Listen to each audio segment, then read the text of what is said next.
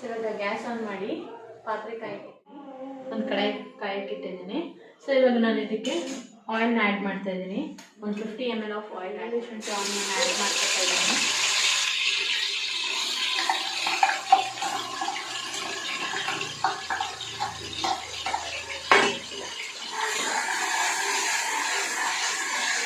ಇದು ಸ್ವಲ್ಪ ಹಸಿ ವಾಸನೆ ಹೋಗೋವರೆಗೂ ಇದನ್ನು ಫ್ರೈ ಮಾಡ್ಕೊಳ್ಳೋಣ. ಇದರೊಳಗಡೆ ತೋರಿಸಿದಾಗ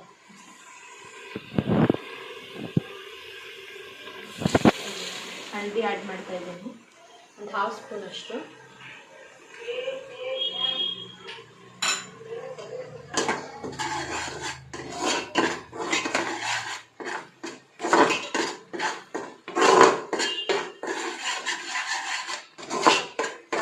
ಸೇರ್ಬೇಕು ಕುಕ್ ಆಗಿರೋ ಬೆಳ್ಳುಳ್ಳಿ ಶುಂಠಿ ಈರುಳ್ಳಿ ಪೇಸ್ಟ್ಗೆ ನಾನು ಚಿಕನ್ ಆ್ಯಡ್ ಮಾಡ್ತಾ ಇದ್ದೀನಿ.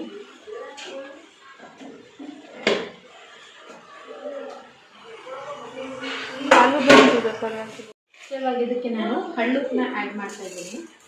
ಹಳ್ಳುಪ್ಪು ಹಾಕ್ತಾ ಇದ್ದೀನಿ. ಹಳ್ಳುಪ್ಪು ಹಾಕಿದ್ರೆ ಸ್ವಲ್ಪ ಟೇಸ್ಟ್ ಚೆನ್ನಾಗಿರುತ್ತೆ ಅಂತ ಹಳ್ಳುಪ್ಪನ್ನ ಆ್ಯಡ್ ಮಾಡ್ತಾ ಇದ್ದೀನಿ. ಸ್ವಲ್ಪ ಮಿಕ್ಸ್ ಮಾಡ್ಕೊಳ್ಳೋಣ.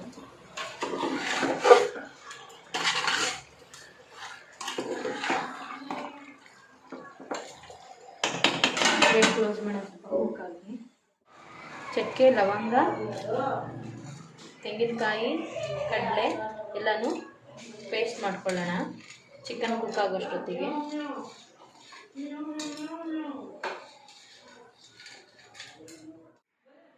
ಈಗ ಸ್ವಲ್ಪ ನೀರನ್ನ ಹಾಕ್ಕೊಂಡು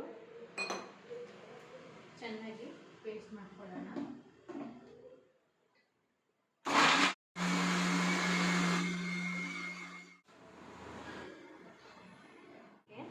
ಸ್ಪೂನ್ ಧನಿಯಾ ಪೌಡರ್ನ ಆ್ಯಡ್ ಮಾಡ್ತಾ ಇದ್ದೀನಿ. ಮತ್ತು ಬ್ಯಾಡಗಿ ಮೆಣಸಿನ್ಕಾಯಿ ಪೌಡರು, ಇದು ಕಲರು ಬರುತ್ತೆ ಮತ್ತು ಟೇಸ್ಟು ಕೂಡ ಚೆನ್ನಾಗಿರುತ್ತೆ. ಅದಕ್ಕೆ ಒಂದು 2 ಸ್ಪೂನ್ ಇದನ್ನು ಕೂಡ ಆ್ಯಡ್ ಮಾಡ್ತಾ ಇದ್ದೀನಿ. ಮತ್ತು ಖಾರದ ಮೆಣಸಿನ್ಕಾಯಿ ಪೌಡರ್ನ 1.5 ಸ್ಪೂನ್ನ ಆ್ಯಡ್ ಮಾಡ್ತಾ ಇದ್ದೀನಿ. ಸೊ ಖಾರಕ್ಕೋಸ್ಕರ ಇದೆಲ್ಲ ಪೌಡರು ನಾನು ಮನೇಲೇ ಮಾಡಿರೋವಂಥದ್ದು, ಅಂದರೆ ಮನೇಲೇ ಮಾಡಿಸ್ಕೊಂಡಿರೋದು, ಅಂಗಡಿದೆಲ್ಲ. ಇದನ್ನು ಮತ್ತೆ ಗ್ರೈಂಡ್ ಮಾಡ್ತಾ ಇದ್ದೀನಿ. ಇವಾಗ ಇದಕ್ಕೆ ನಾನು ಈಗ ಒಂದು 20% ಕುಕ್ ಆಗಿದೆ. ಇದಕ್ಕೆ ನಾನು ಕಟ್ ಮಾಡಿರೋ 3 ಟೊಮೆಟೊನ ಆ್ಯಡ್ ಮಾಡ್ತಾ ಇದ್ದೀನಿ.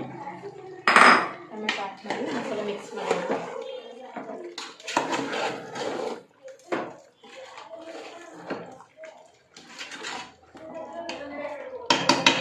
ಇವಾಗ ಒಂದು 90%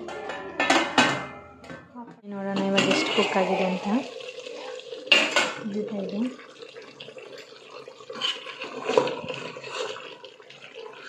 ಚಿಕನ್ ನೋಡ್ತಾ ಇದ್ರೆ ಬಾಯಲ್ಲಾಗಿ ನೀರು ಬರ್ತಾ ಇದೆ. ನನ್ನ ಫೇವ್ರೆಟ್. ಸೊ ಚಿಕನ್ ಯಾರ್ಯಾರಿಗೆ ಇಷ್ಟ ಅಂತ ಕಮೆಂಟ್ ಮಾಡಿ ನೋಡೋಣ, ಯಾರ್ಯಾರಿಗೆ ಇಷ್ಟ ಅಂತ. ಚಿಕನ್ ಎಲ್ಲರಿಗೂ ಇಷ್ಟನೇ.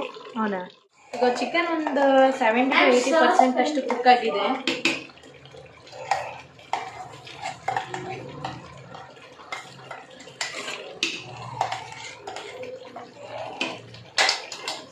ಮಿಕ್ಸ್ ಮಾಡಿ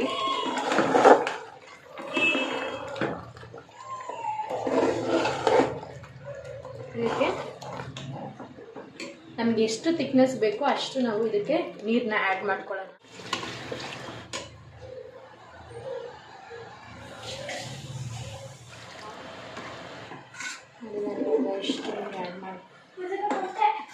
ಸೊ ನಾನು ಇವಾಗ ಇಷ್ಟು ನೀರನ್ನ ಆ್ಯಡ್ ಮಾಡ್ಕೊಂಡಿದ್ದೀನಿ. ಸ್ವಲ್ಪ ನೋಡೋಣ.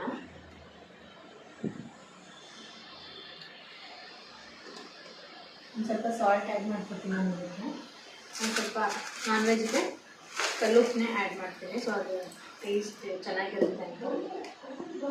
ಸ್ವಲ್ಪ ಕೊತ್ತಂಬರಿ ಕೂಡ ಆ್ಯಡ್ ಮಾಡಿದ್ದೀನಿ. ಈಗ ಆಫ್ ಮಾಡೋಣ. So chicken sambar ready.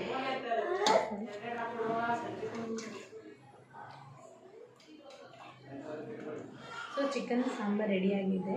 ಹೇಗಿದೆ ಅಂತ ಟೇಸ್ಟ್ ಮಾಡಿಬಿಟ್ಟು ಹೇಳ್ತೀನಿ. ಸೊ ಇದೇ ಥರ ರೆಸಿಪೀಸ್ ಬೇಕಾಗಲಿ ಕಮೆಂಟ್ ಮಾಡಿ. So chicken hotel style chicken sambar ರೆಡಿಯಾಗಿದೆ.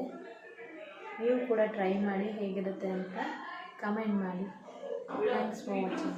ಇದೇ ಥರ ರೆಸಿಪೀಸ್ ಬೇಕಲ್ಲಿ ನನಗೆ ಕಮೆಂಟ್ ಮಾಡಿ, ಲೈಕ್ ಮಾಡಿ, ಸಬ್ಸ್ಕ್ರೈಬ್ ಮಾಡಿ ಮತ್ತು ಶೇರ್ ಮಾಡಿ. Thanks for watching.